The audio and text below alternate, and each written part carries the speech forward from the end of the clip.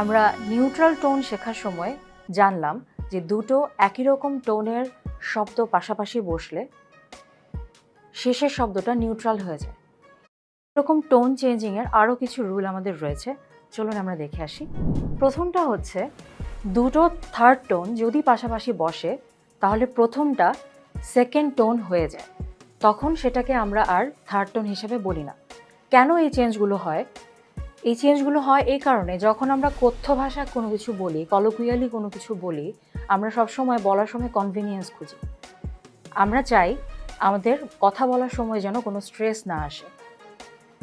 যেমন নি হাও, নি হাও, নি হাওতে দুটো টোনই থার্ড টোন, কিন্তু আমরা যখন বলছি তখন কিন্তু নি হাও এভাবে বলছি না, কারণ এটা স্ট্রেসফুল। এই স্ট্রেসটা কমানোর জন্য কলোকুয়াল হ্যাবিটে আমরা যখন ফিরে যাই তখন এটা হয় নি হাও, নি হাও। খেয়াল করে দেখবেন আমি যখন নি বলছি তখন কিন্তু নিয়েই বলছি না, থার্ড টোন বলছি না, আমি বলছি সেকেন্ড টোন। তো এই রুলটা হচ্ছে এরকমই যে আমরা যখন দুটা থার্ড টোনের শব্দ পাশাপাশি বলার চেষ্টা করব তখন প্রথম থার্ড টোনটা সেকেন্ড টোন হয়ে যাবে। একই রকমভাবে চাইনিজ ক্যারেক্টার ই, এই ই এর মানে হচ্ছে ওয়ান।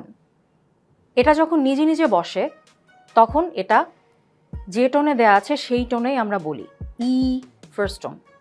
কিন্তু এটা চেঞ্জ হয়ে ফোর্থ টোন হয়ে যায় কখন? যখন এটা ফার্স্ট টোন, সেকেন্ড টোন কিংবা থার্ড টোনের আগে বসে। যেমন ই থিয়ান, সেকেন্ড শব্দটা দেখতে পাচ্ছি এখানে হচ্ছে ফার্স্ট টোন আছে, সে কারণে ই না বলে আমি বলছি ফোর্থ টোনে ই। একই রকমভাবে সেকেন্ড টোনের সাথে যখন আমরা বলবো তখনও আমরা ই নিয়ান না বলে আমরা বলবো ই নিয়ান। একই রকমভাবে থার্ড টোনে ই ওয়ান না বলে আমরা বলবো ই ওয়ান। এখন যদি আপনি কম্পেয়ার করে দেখেন তাহলে দেখবেন এই টোন চেঞ্জিং রুলের মাধ্যমে আমরা যখন বলছি তখন কিন্তু আমার কণ্ঠে স্ট্রেস কম পড়ছে।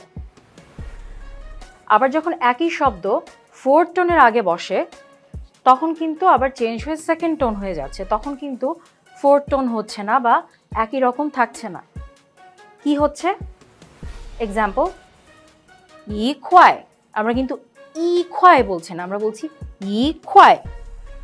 তাহলে ফোর্থ টোনের আগে যখন বসছে তখন ই হয়ে যাচ্ছে ই, আই মিন সেকেন্ড টোন, আর বাকি তিনটা টোনের ক্ষেত্রে ই হয়ে যাচ্ছে ফোর্থ টোন।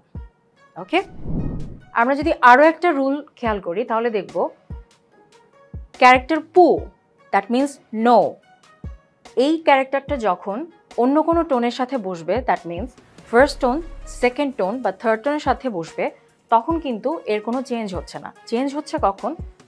যখন সেটা ফোর্থ টোনের সাথে বসছে। কি হচ্ছে আমি একটু দেখি। পু, শুয়ো, শুয়ো হচ্ছে ফার্স্ট টোন, তার সাথে আমি যখন পু ব্যবহার করছি তখন সেটা একই রকমই থাকছে, এর কোনো চেঞ্জ হচ্ছে না। পু শুয়ো। একই রকম পু শিং, সেকেন্ড টোনের সাথেও এর কোনো চেঞ্জ হচ্ছে না। পু শিয়াং, থার্ড টোনের সাথেও এর কোনো চেঞ্জ হচ্ছে না। কিন্তু যখন আমি বলছি পু ছুয়ে, ফোর্থ টোনের আগে দিয়ে যখন আমি পু ব্যবহার করছি তখন সেটা সেকেন্ড টোন হয়ে যাচ্ছে। এই হচ্ছে টোন চেঞ্জিং রুলস। এই রুলসগুলো কেন হয়?